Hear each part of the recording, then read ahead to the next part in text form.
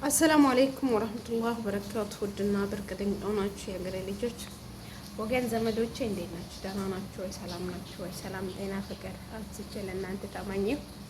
ጁማ እንዴት ነበረ? ውሎ እንዴት ነበረ? ስራ እንዴት ነው? ጤንነታችሁ እንዴት ነው? ጩጋራችሁ ይፈጫል ወይ ይረጫል ወይ እንዴት ያበጥራል ወይ? ልሳቅ መቼስ ልሳቅ ስጠራ እያረረም ሳቅ ልበል። ካልሳቅ ነው በቃ ንዴታችንን ካልረሳን ካልተዝናናን። ይሄ ዩቲዩብ ለኛ ብዙ መደበሪያችን ነው። ስናዝንም ስንከፋም ስንሰደብም ስንረገጥም ዩቲዩብ ነው የምንገባውና ወይንም ቲክቶክ ነው የምንገባውና እንዴት ናችሁ? ደህና ናችሁ?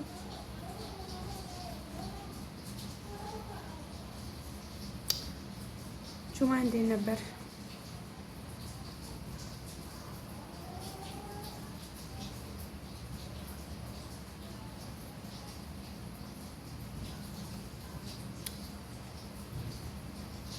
እና ብቻ ምን እንደምናገር አላውቅም። ለትዳራችሁ ጎንበስ ብላችሁ ስትሰሩ፣ ጎንበስ ብላችሁ ስትኖሩ ፈተናዎች ብዙ ይበዛባችኋልና ፈተናዎች ይደራረባሉ። ዛሬ ሰላም ነን ስንል ከነገ ወዲያ ይደፈርሳል። የዛሬ ወር ሰላም ከሆነ ዛሬ 2 ወር ሰላም አይደለንም። ብቻ ምን እንደሆነ አላቅም።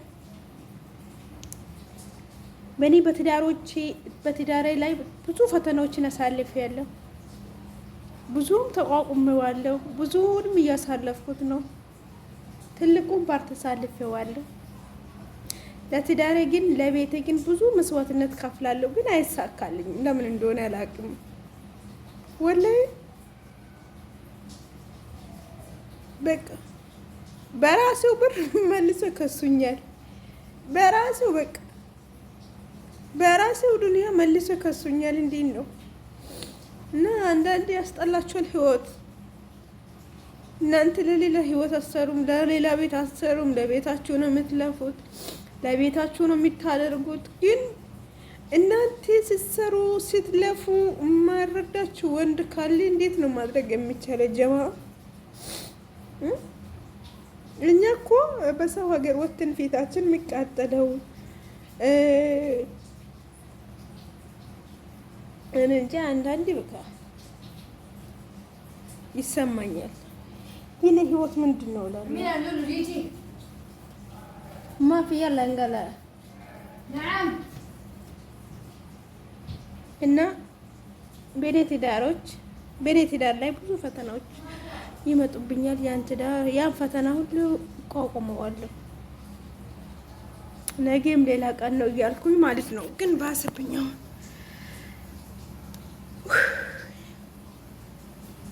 ባሰብኝ ተባባሰብኝ ትላላችሁ።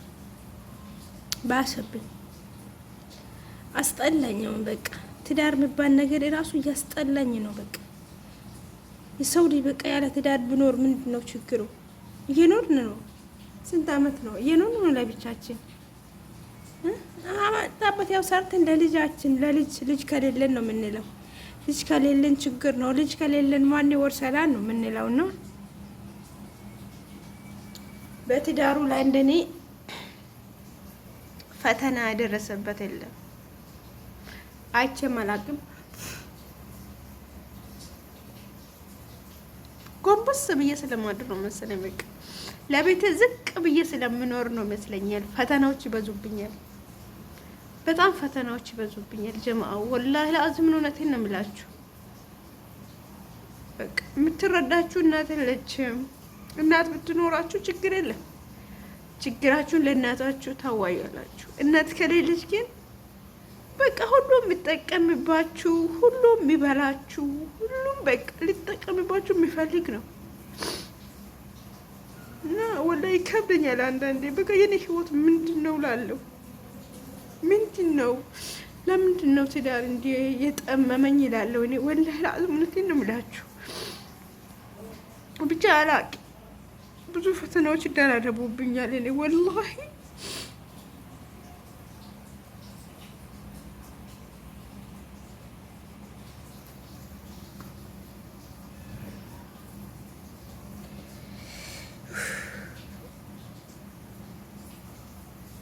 አልሐምዱሊላህ።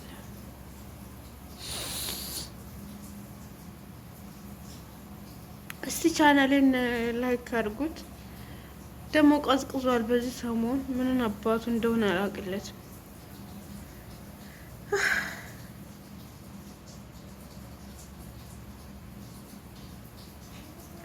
ትላንት ያሳደጋችሁት ማንነቱን የረሳ ኬት እንደተነሳ የረሳ ሰው ትላንት እኔ አሁን በፊት የነበርኩት ህይወት ሀገር እያለሁ የነበርኩት ህይወት አረሳው ሁሌ አስታውሰዋለሁ።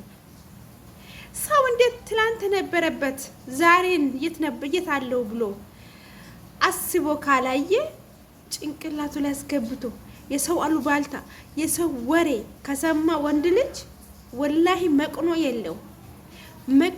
የለው።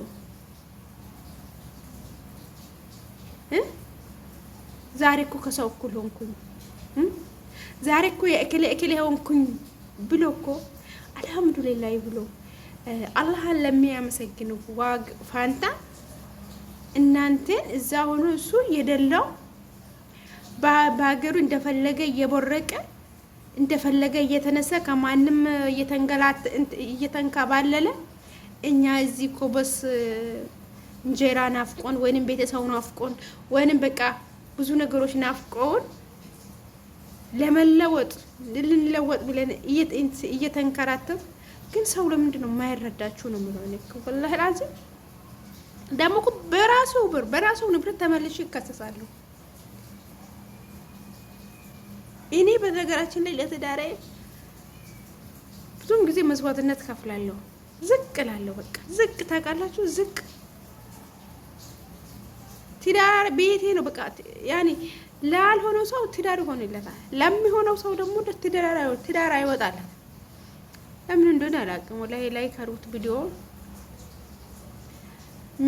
ምን ተነፍሰውም በዩቲዩብ ነው፣ ምን ተነፍሰውም በቲክቶክ ነው። ንዴታችን፣ ብሶታችን በቃ ፊታችን ማዳት በማዳት በሀሳብ በለቅሶ ተበላሽ። አልሐምዱሊላህ